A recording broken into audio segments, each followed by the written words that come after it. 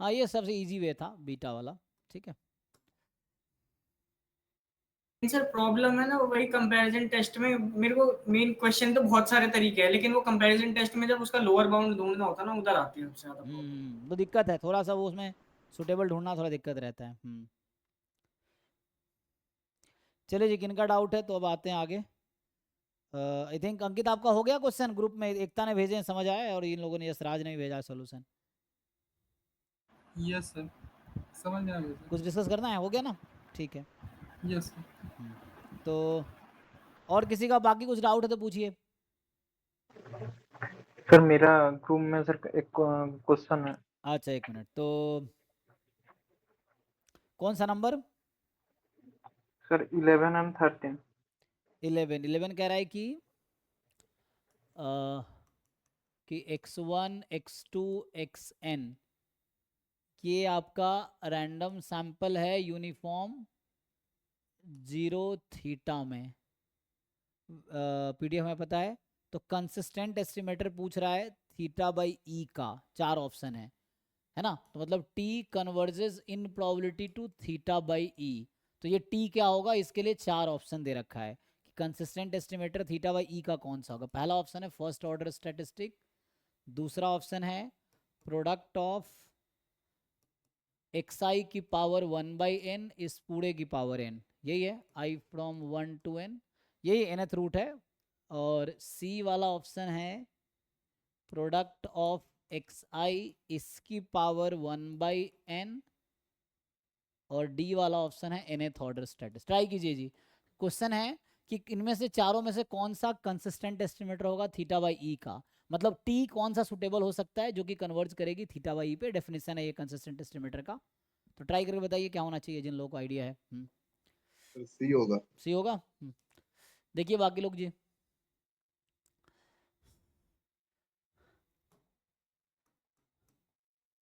उसको y मान लेंगे और फिर log लेंगे बोथ साइड पे, बाद में इनवेरियंस प्रॉपर्टी। हाँ वो आ जाएगा उससे, है ना।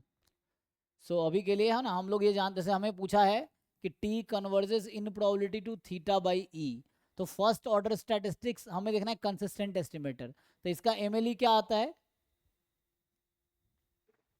मेरे 100 है।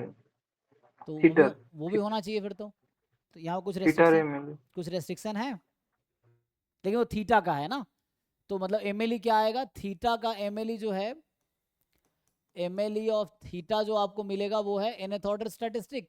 चेक करो, एक yes sir. Theta more than X I, तो थीटा मोर देन एन है ना, तो ये होगा। तो हमें चाहिए अगर एमएलई ऑफ थीटा बाई ई ढूंढेंगे तो ये आएगा nth ऑर्डर स्टैटिस्टिक्स अपॉन ई, ठीक है, ये एमएलई है। तो एमएलई कंसिस्टेंट होता है, so nth order statistics upon E will converge to theta upon E. तो ये तो किसी ऑप्शन में है नहीं, तो ये तो ऐसे ही आउट हो गया। और ठीक है, क्योंकि ये वाला क्वांटिटी कहाँ कन्वर्ज करेगी, थीटा पे, this is consistent estimator of theta nth order statistics. लेकिन यहाँ थीटा बाई ई है, अगर थीटा सिर्फ होता तो ये हो जाता। अब बाकी रह गया इस फर्स्ट ऑर्डर स्टैट्स, तो है ना कंसिस्टेंट नहीं आएगा, वो प्रूव कर सकते हैं डेफिनेशन से, तो एक ही ऑप्शन करेक्ट है। देख लो जैसे बी और सी में वही मान लेते हैं, टी जैसे उसने सजेस्ट किया, सो हमने कि ठीक है भाई सी होगा, तो इसको चेक कर लेते हैं, ठीक है।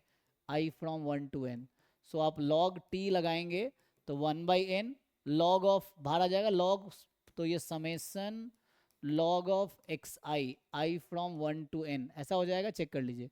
दोनों तरफ लॉग लगा दिया, पावर बाहर, फिर log of product of X I summation of log X I.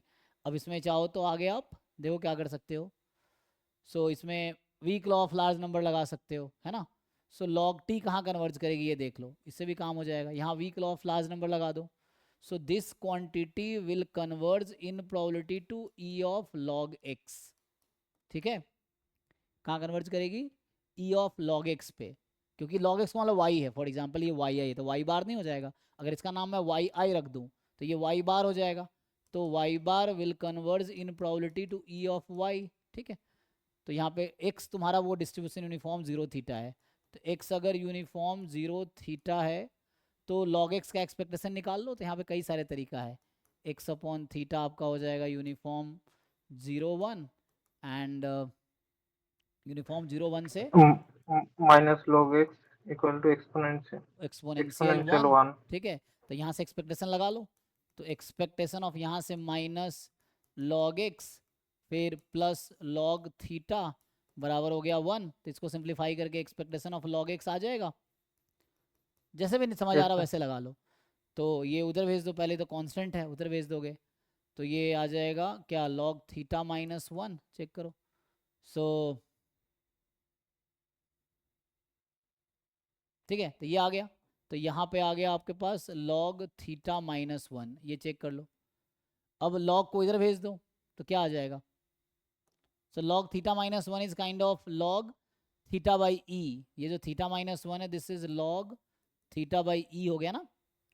तो ये है लॉग थीटा बाई ई। तो फाइनली क्या हमने कोशिश किया, अभी मैंने log weak law of large number लगा दिए।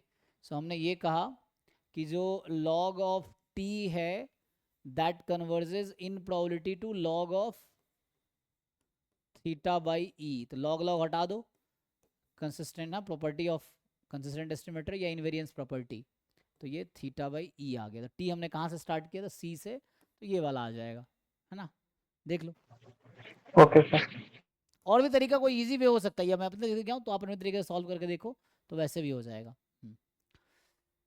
अब डायरेक्टली उसको लॉग करके ई की पावर लॉग करके वैसे डायरेक्टली भी कर सकते थे, तो वैसे आ जाता।